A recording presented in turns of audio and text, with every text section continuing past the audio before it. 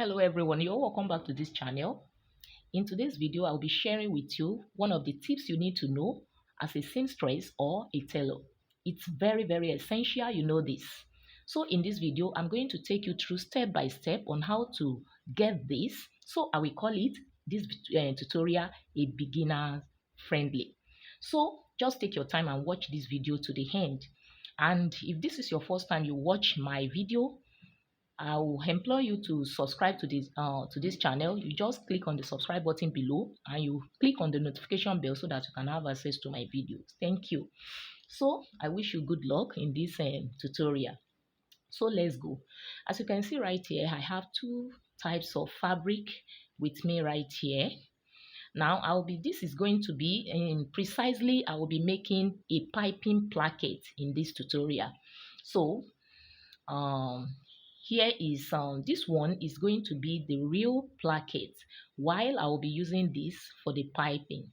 So right now I want to show you the width for this very one. Now it depends on how wide you want it to be, but essentially it should be ideally it should be between 1 to 1.75 for the width of a placket. So that will make it perfect. So right now I have with me here this, and I've also ironed my interface on it, as you can see right here. Now I have the width initially to be 2.5 inches, so I use 0.5 to fold it like this, as you can see. Then I also use 0.5 to fold this inward like this. Can you see? So I'll be left with like 1.5 for the real width. Can you see? I have 1.5 for the width here. So the next thing I'm going to do right now is also to show you the width of the piping. Now I have the width of the piping here to be 3 inches initially. I use 0.5 to fold it in, and I also use 0.5 to fold it like this, as you can see right here. And I went to iron my interface with it. That is why you can see this like this.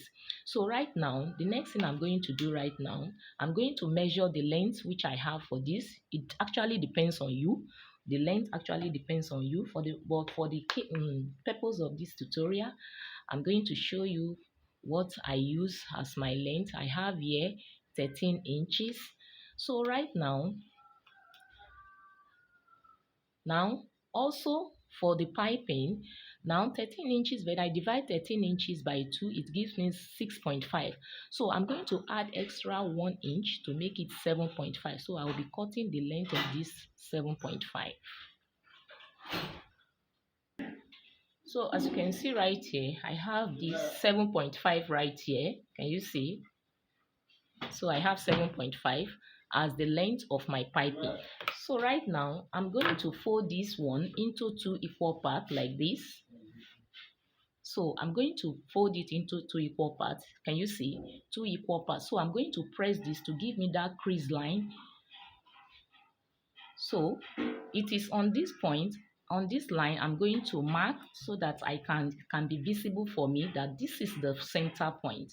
So I'm going to mark it to tell me that this is the center point of this.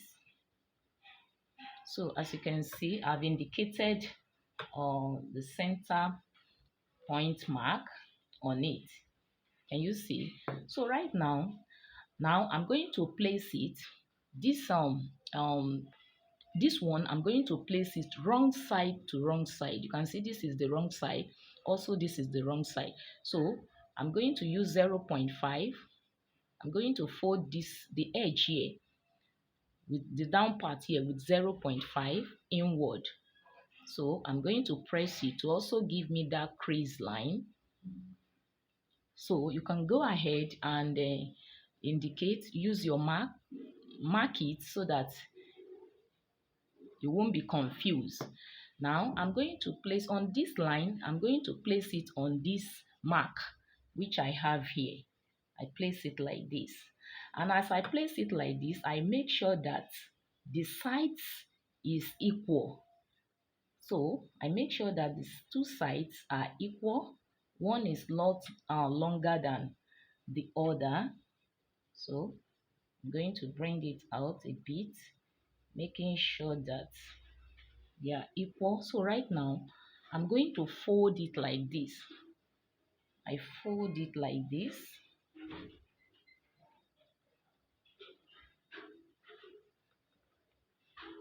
Can you see? So I'm going to fold it like this, making sure that you ought to make sure that one is no longer than the other.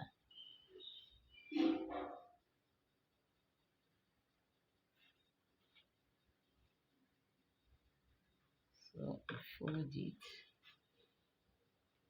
So as you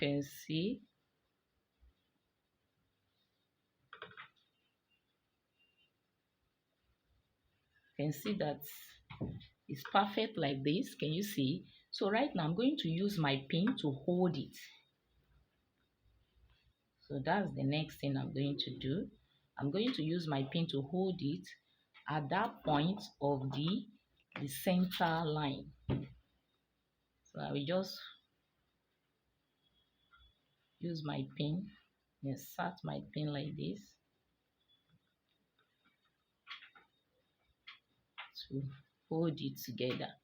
So I advise you, especially beginners, to use your pin to hold it like this, so that by the time you stitch, it will not move from that point where you have laid it. Can you see?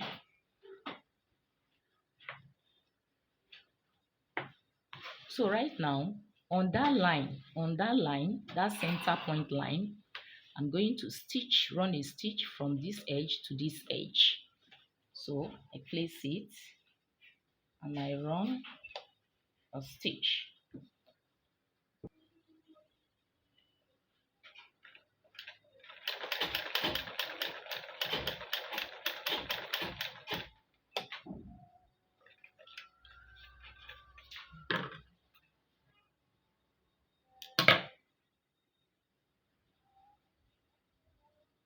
So I'm going to cut this thread off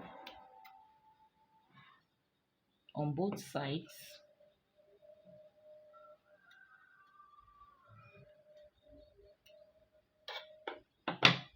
So right now, I can now remove my pin.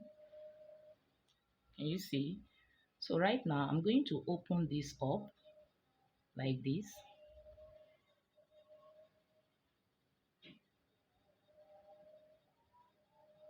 So I'm going to cut little out of it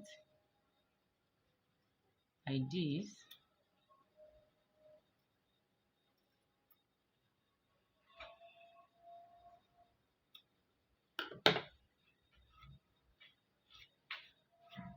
So can you see? So the next thing I'm going to do right now is just to bring this back. Now, as I bring it back like this, I open it like this. Can you see? So this center one, I will also open it flat. I will open this one flat also, so that it will be very easy for me to lay it on each other. Can you see? So I'm going to place it on each other like this.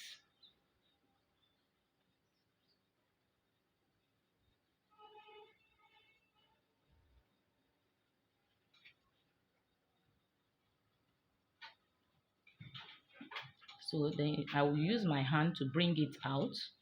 You can use anything that is sharp, any object that is sharp, to bring it out.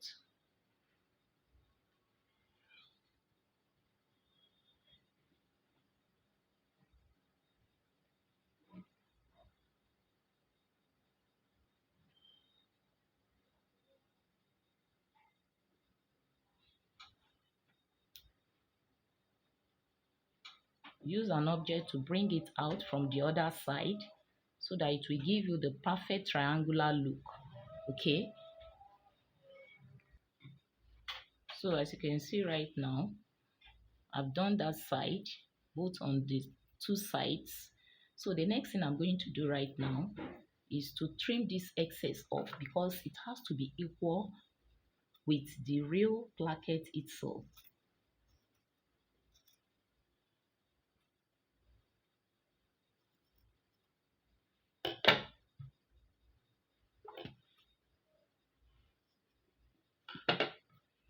So the next thing I'm going to do right now is to run a stitch from this edge.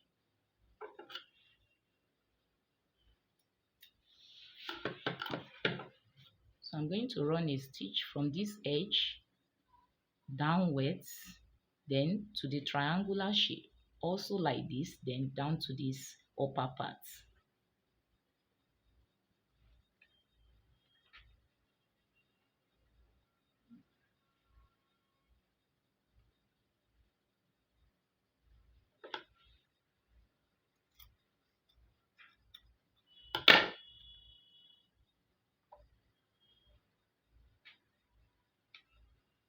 So, and the width of what I'm going to use to run the stitch should not be too much, like 1 centimeter or even less than that. It's very tiny, so that hardly will you even um see it. So it's going to be tiny. I mean the edge where I'm going to run the stitch.